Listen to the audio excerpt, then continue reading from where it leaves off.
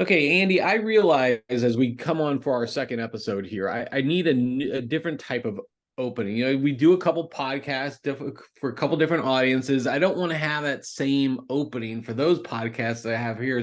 So Andy, as we grow this podcast, and thanks to all those listeners who signed up for the first episode, and we hope you enjoyed it, and hope we continue to listen, and hope you share with your friends, of course. But I'm gonna need something. I'm gonna need a new opening, Andy. I'm gonna need something different Are because you this is different. are you singing maybe? Do you want to like do a singing intro Well, or I can do some mad karaoke. I have been known to get on karaoke. I also enjoy like Three Amigos. My little buttercup has the sweetest smile. you Yeah, I mean got that's options? great Yeah. routine. I mean, there's a lot of ways you could go with this. Already you're hitting some, I mean, I would say absolute gold. So I mean, you can't go wrong. You can't go wrong. Yeah, I mean, how about this, Andy? We'll give it a try as we go through and do these next episodes. But I do want to welcome everybody back. This is our episode 2, and I promise every episode I'm not going to, say the episode number each time. But this is still fun. This is still our first week, and so we're hoping you liked what you heard the first time, and you hope you do continue to come back. So, Andy, what's going on? What's going on in your world today? I see you've got a new backdrop, and again, we're going to post these videos here soon to a YouTube channel. But last time you had the victory of the Detroit Lions, it's Thursday. We're recording this on a Thursday, so you'll hear this late Thursday night, early Friday. What do you got showing here, Andy? Dave, by the time people are listening to this, it'll probably either be or have been a Lions victory over the Green Bay Packers in Lambeau Field. So, it's game day. So my background today is a wonderful photo of Kirby Joseph picking off Aaron Rodgers at Lambeau Field this January in week 18 as the non-playoff contender Lions with an 8-8 record walk into Lambeau playing the playoff hopeful and Green Bay Packers who are playing pretty hot, and they denied him. They picked off the future Hall of Famer Aaron Rodgers multiple times, if I recall. The Packers had several meltdowns during the game. The Lions just looked great, and it was a fantastic finish to a great end of season run, and they picked right up where they left off. So they're going to go into Lambeau tonight. They're going to dominate the Green Bay Packers. They're going to take first place in the division. And so I had to celebrate that with my background, with my Detroit Lions salute to service shirt. Thank you, Detroit NFL, for always recognizing veterans. Glad to have served along with my teammate here, Dave, and to be wearing Detroit Lions, not Honolulu blue, but green and black today, Dave. So there you go. There you go. There you Well, have it. I thought that was an important win last year because Green Bay had been, let's just say it. I mean, they bullied that division for 30, 25, 30. I mean, for a long time. Brett Yeah. Favre transitions to Aaron Rodgers. Now they're going to Mr. Love.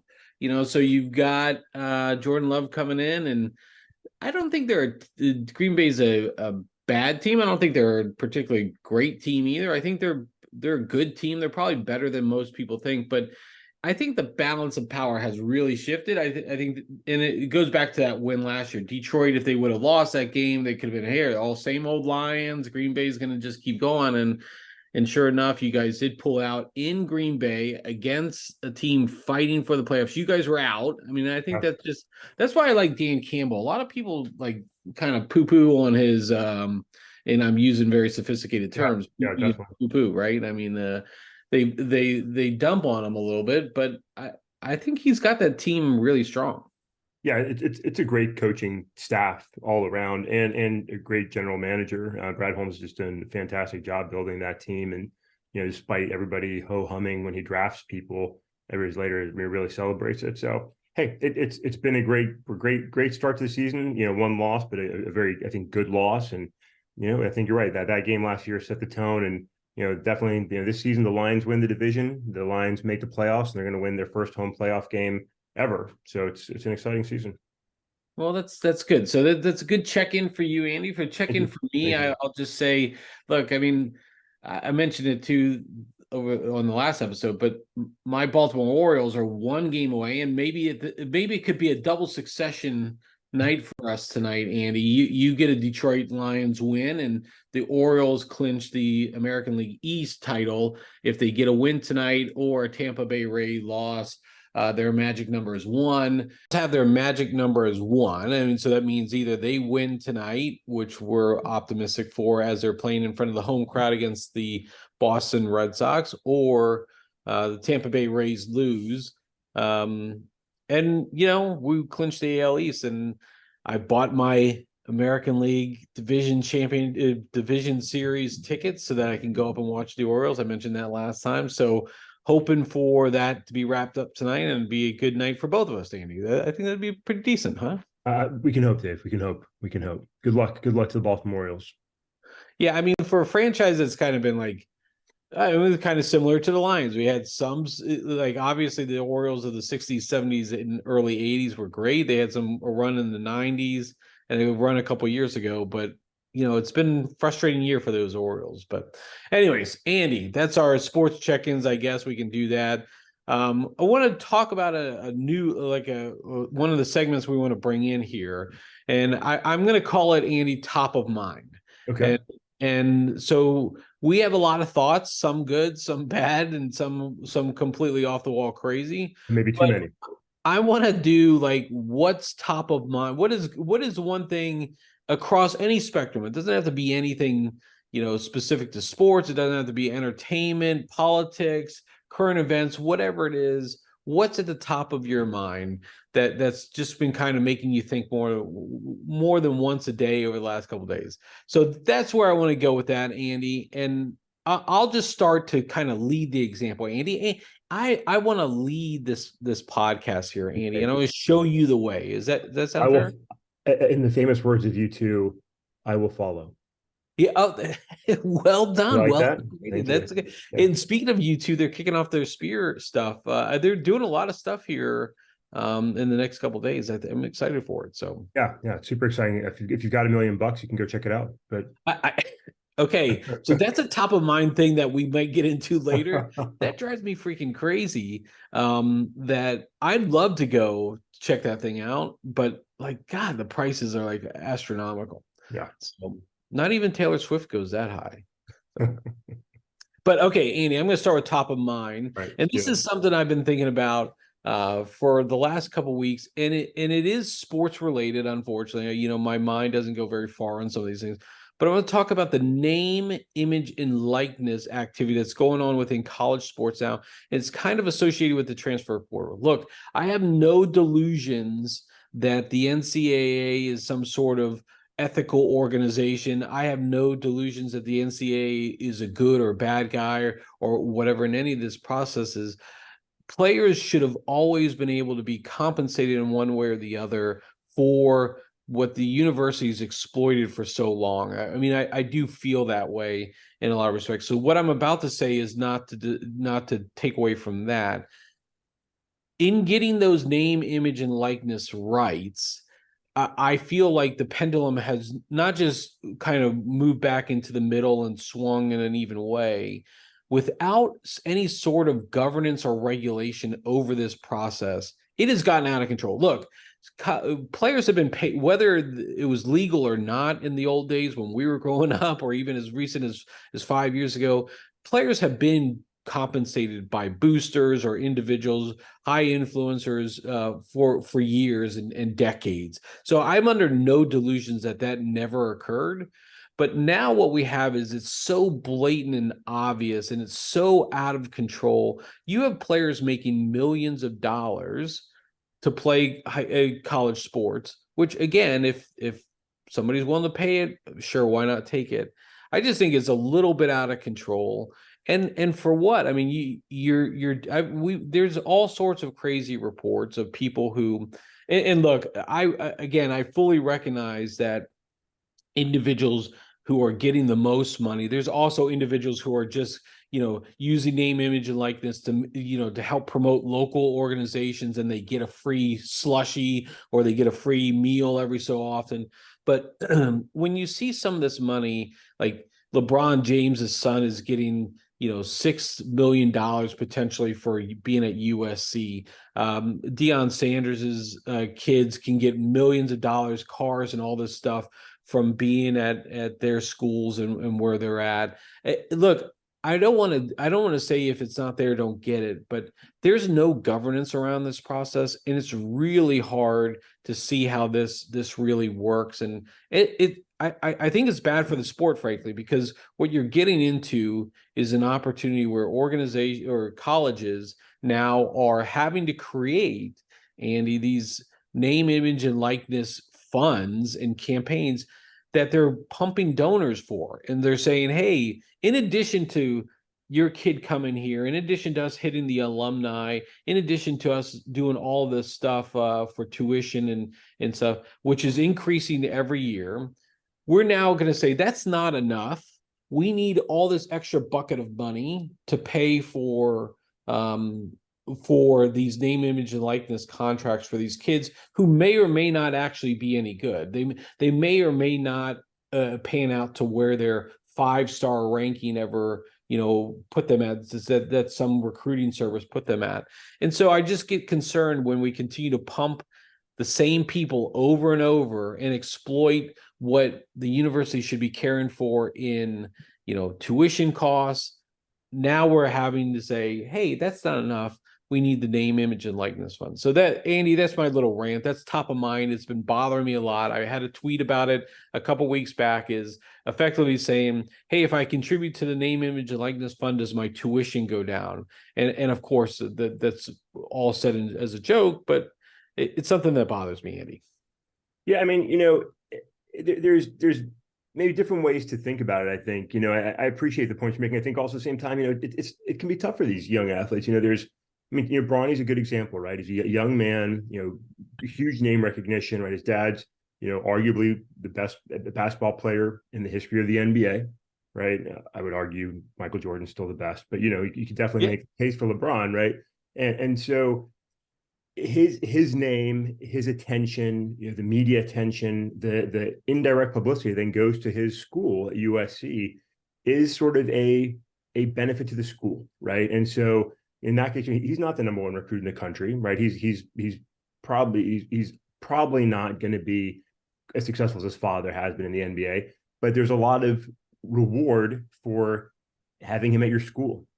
Similarly, a lot of other college athletes that bring, a reputation, a name, attention to the school. The scholarships are great, and I think it's always been a great program to bring kids in. They get a free 4-year degree, and I think for the vast majority of kids, that's still their biggest benefit, right? They get a free ride to college. It's a way to get your education paid for. You get to play a sport, and then you move on to a professional career outside of sports. I think that's still the case for the vast majority of college athletes, but there are some that are so elite in what they do, or they have other reasons, like you said, you're Deion Sanders' son, you're LeBron James's son, and so you bring a whole lot of other attention with you. That also carries a lot of pressure. That also carries a lot of other challenges for those individuals. Personally, I feel like if they should be in a position to reap the benefits for who they are and what they do. It's a small window of time, that you get that opportunity. They might not have a long career of success. Hey, if you can capitalize on it, to me, that's the American way. I don't have a problem with these guys making some money. And there's still rules in place, right? There has to be, for example, there has to be a quid pro quo. They have to do something to get paid, right? And it can't be tied to achieving a performance. You're not worried about, gambling or things of that nature. And it's not supposed to be part of recruiting, from the school, right? It's supposed to be something based on who they are. Well, that's it's supposed to be, you know what I mean? So, to me, I think it's an individual's ability to profit off of who they are and what they're doing. I think that's okay. I think that the individual deserves to make that benefit more than the institution they're attending. And to be honest, the institution still gets a whole lot of benefit, right? USC gets a lot of benefit from Bronny being there, as do these other kids when superstar athletes or others, attend their schools, bring a host of attention, money, right? LeBron comes to a game, everybody pays attention. There's benefits for all. I think that can be shared with the student athletes as well.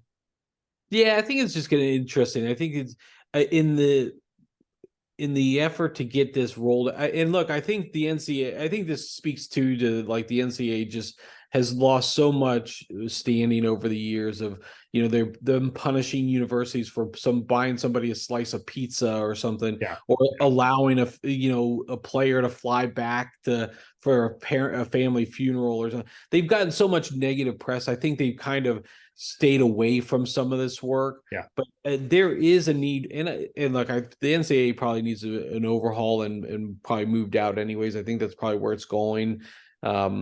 But at the same time, I think there needs to be some level of governance more than what we've got right now, because it is. I think it's like the Wild West right now. I think, and so.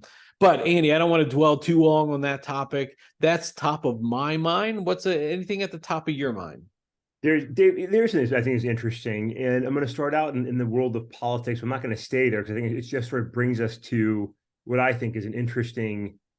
I don't know if it's an American thing. I think it's probably a worldwide thing, but there's a good article originally written in the OC Register and then republished in Reason Magazine last week that was looking at the very likely 2024 election options, with the two main candidates being, former President Donald Trump and current President Joe Biden.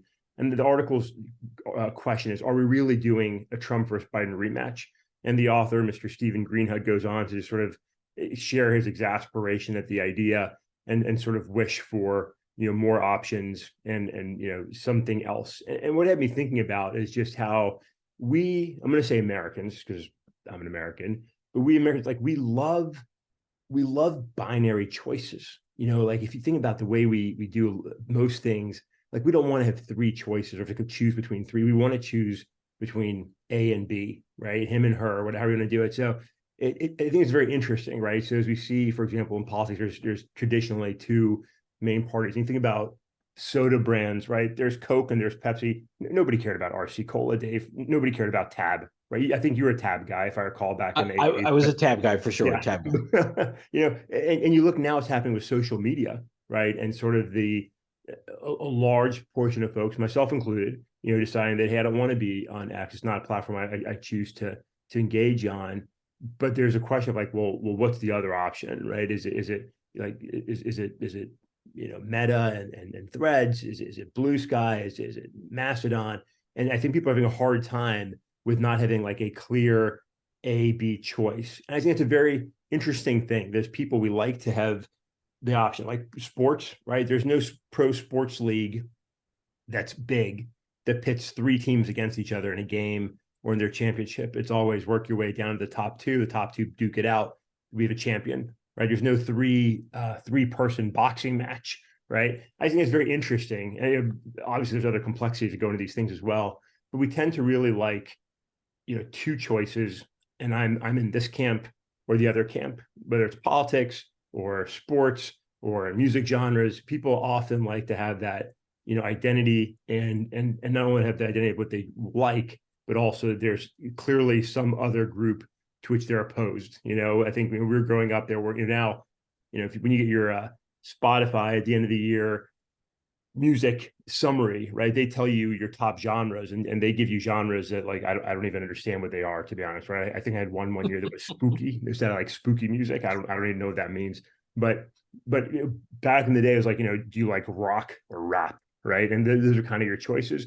And I think it's a very interesting thing that, we tend to be A/B type people, and so there you go. So for those listening, either you're a Dave guy or an Andy guy, right? Those are your choices. That's all you get. So just throwing that out there, just Yeah, you're either that's on the bald. top of my mind. What's that? Yeah, you're either bald or you got hair, and I think we can see you're bald and I've got hair. So Dave, I shave. I think that is a good point, and I hate the way that our politics system is so much A and B when we have such a diverse country, and again, I don't, not to dwell on the politics part of it, but we have such a diverse country. There really needs to be some of that segregation. Maybe we could talk about this in future pods, is because I've come around more to the representative type of government. I know that there's more types of flaws or openings with that, because you do have to build a coalition. God forbid you build a coalition of something to get things done, but it is going to be crazy. And I do think if we get to another Trump Biden thing, talk about voter turnout. I think it's going to be a voter turnoff because nobody's going to want to go vote for either of those guys. But anyway, it's a very good point. I'm glad that's at the top of your mind. It wasn't necessarily at the top of mine, but I was a tab guy, and I did like RC Cola from time to time when you could find it. So Dave, I just want to say I appreciate you're going outside of those two main choices. I am a Coke loyalist, right? I love my Coca-Cola. I love my, by the way, little Coca-Cola variants. If you're not paying attention, like they've got all these like little one-off special Coca-Cola zeros you can get now. So I love those, but I do appreciate you're stepping out boldly, cracking open that tab can, taking it in. So I respect that. Good job. it had a nice little run. It had a comeback a couple years ago, so it was nice. Dave, I'm going to throw something out there real quick here because I think a lot of America may never appreciated this. I used to visit Wisconsin a couple of times with my cousins who had family in Wisconsin, and we went to the Piggly Wiggly, and there was also another like local grocery we would go to that had like a ridiculous amount of soda.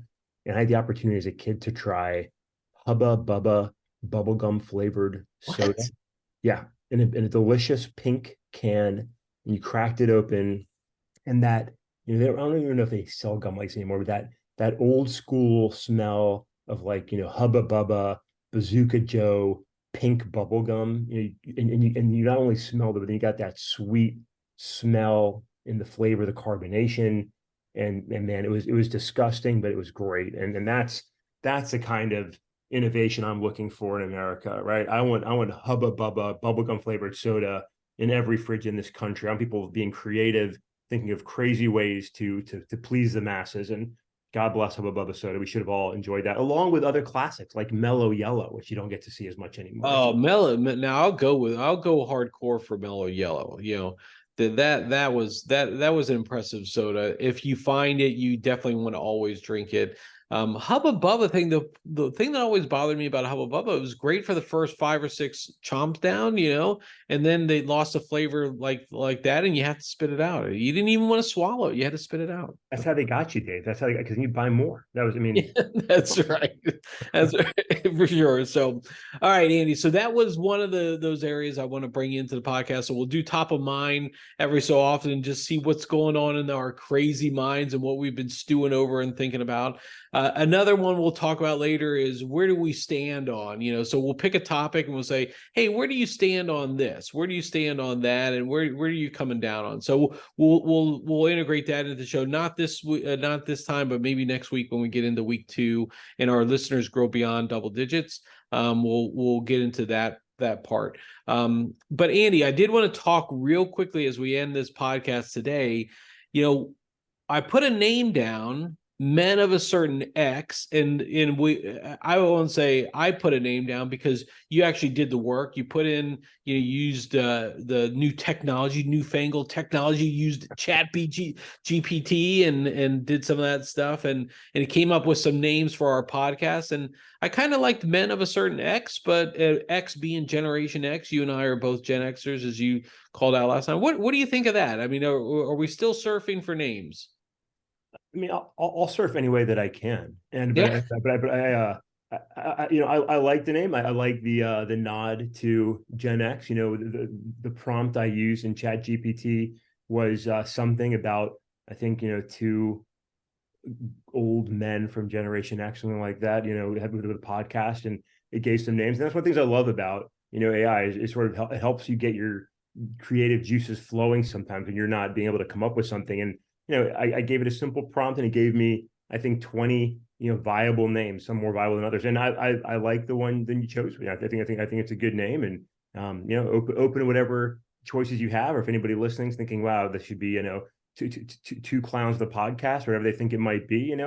It's I was thinking, Dave, the idea as we were talking about what this could be, and I was thinking, man, this Dave wants to have a podcast about nothing. Right? I was thinking about Seinfeld back in the '90s, a show about nothing. I was like, maybe it's just a podcast about nothing. But whatever way you want to go, I'm on board. I like the name you came up with. I like your logo that you came up with, and so however you want to go with it, I'm happy to be here. And if you need me to dive back into the wonderful world of AI to look at more name options, I'm here to be your technologist. Just let me know. Oh, that's all. Well, I appreciate that love and support, Edie, and as our friendship over the years. You've definitely been there for that. I do like men of a Certain X. I do think it has a nice ring, but if we do this nod to Seinfeld, I'm a huge fan as well. But like, I think the Men of a Certain X also kind of says we're about nothing. We can go anywhere on this podcast with X being the great mathematical term, solve for X. What are we going to talk about? We could go anywhere, Andy. We've already gone everywhere this time. We've talked sports. We've talked about binary decisions. We've talked about a lot of things, Andy. So we can go a lot of different places. I like it. And growing up as a comic book enthusiast, I mean the indirect nod to X-Men and X Factor. I mean, there's just so much to enjoy in that. So, present social media platforms aside, I thoroughly enjoy the reference to X.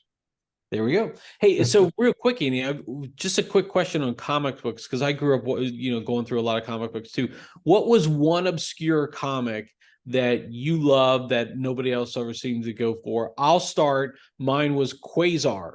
I did a lot on Quasar. I was like, this is going to be it. I'm in at the beginning on this guy, and he never went anywhere. So that was mine. You have anyone? There's probably others, but the first thing that I think of was there was a limited series called Strike Force Mortuary. And it was Oh, when Marvel had this sort of spin-off universe that was like, hey, we've got these cool ideas, but we don't want to put them into the Marvel universe. We're gonna have this other sort of universe where all these random heroes will go. So they had comics like Justice and others that came up there. And Strike Force Mortuary was this cool idea of these guys were fighting, if I recall, to defend Earth against the alien horde, something along those lines. But to defend, they would get injected with these like superpower, serum type things. Maybe it wasn't an injection, but something that gave them these superpowers, but it also, made you die much faster. So as soon as you got, your hero serum, you were on the clock and you were going to die. And I thought that was a very sort of intriguing concept, that you're going to have these heroes that came in, died, and new ones would come and follow. I thought it was pretty cool, pretty out there, pretty different. I thought it was pretty fun. I think it only lasted for a short while. I think the entire universe kind of collapsed, but there's some cool series back then, and I'm sure I come up with some others if I think about it. But one of the things I like about our format is that I have absolutely zero idea where you're going to go and we're going to talk about, and so you're making me come up with things, on the spot, and I like that challenge. So Strike Force Mortuary, you can check it out. I'll look it up and throw you a link and see if there's anything there. Yeah, see, in Quasar, I couldn't tell you where to go with that. I just knew I had a lot of those comics. They're probably somewhere buried in my parents' attic, but I've got them somewhere, and one day they might be worth $1. So we might be in good shape with that. So yes, Andy, and you're exactly right, because my mind goes all different places. I'm just going to throw out random topics, Andy, and we're going to go with it. Okay. Hey, I like it. I'm on for the ride wherever the show goes. I'm here to support both Gen X and the X factor of where this podcast is going. So I like it, Dave. All right. Well, I do appreciate it. And look, we are going to get working on getting these videos up on YouTube. I'm running into some technical issues as we do this sometimes with my internet connection, but I'll get those worked out because I have to be a professional podcaster, Andy. I have to be more professional. I have to get this figured out, and I will, Andy. Dave, I believe in you and I'm excited about it. And can I just say, just on my closing mark, the headline of the comic Strife was "We Who Are About to Die." Man, that's Man. as a young kid reading like Korea and Vietnam War books and embracing the idea of superheroes and then seeing that, like that was crazy. So hey, I'm excited about this podcast. I'm excited about getting it up on YouTube. You're gonna fix these technical issues. I believe in you. I have confidence in you, Dave. America believes in you. So thanks for letting me be along for the ride.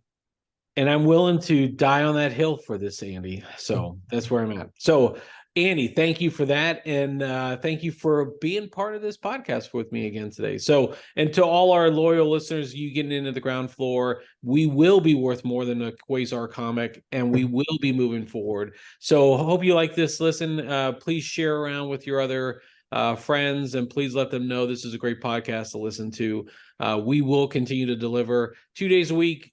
And so we'll make sure we get these things posted and out. We are still only on Spotify, but and we're getting on Apple here soon.